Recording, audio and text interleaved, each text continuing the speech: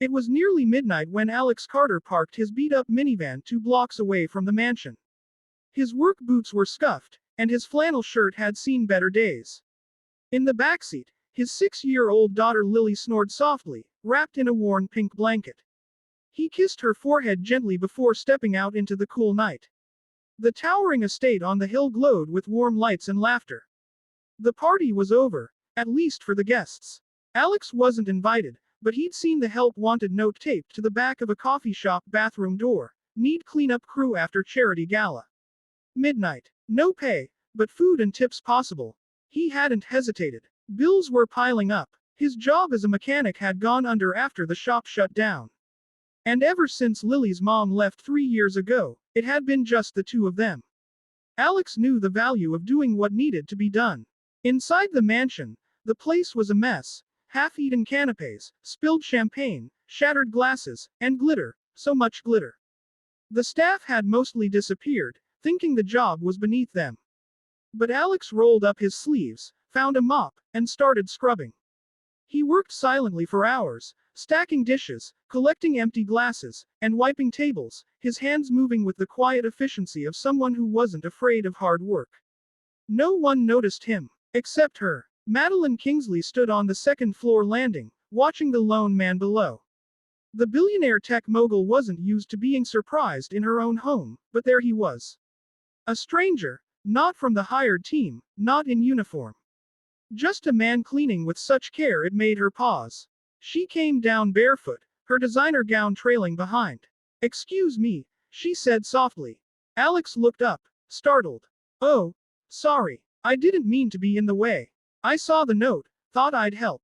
You're not part of the cleaning crew." He shook his head. "No, ma'am. Just needed something, even if it's just leftovers." Madeline studied him. His worn clothes, the deep lines around his eyes, the quiet dignity in his voice. "You cleaned all this alone?" He shrugged. Seemed like it needed doing.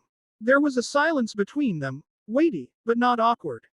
She smiled. "Come with me." Alex hesitated, unsure if this was the part where she'd call security. Instead, she led him to the kitchen. There, she opened the industrial-sized fridge and handed him a tray of gourmet food. "For you and your daughter." Alex blinked. "How did you?" "I saw her in the van. She's safe. Sleeping." Madeline's voice softened. "You're a father." He nodded. "I am." "Sit," she said gently. And he did. Over the next half hour, they talked. About his life, her past, the foundation she ran. Alex was surprised to learn that Madeline had grown up with nothing. Foster homes. Junk food dinners. Nights wondering where the next meal would come from. "I made a promise to myself," she said, sipping a glass of wine, "that if I ever made it, I'd never forget what it was like to feel invisible." She looked at him then. Not with pity, but with respect. "You reminded me of that tonight." He lowered his eyes. "I didn't do anything special." "Yes, you did," she said. "You showed up when no one else would. That matters." As he stood to leave, she touched his arm. "Stay." Alex frowned. "What?" "I mean it. I have a guest house. It's empty. Clean, warm, safe.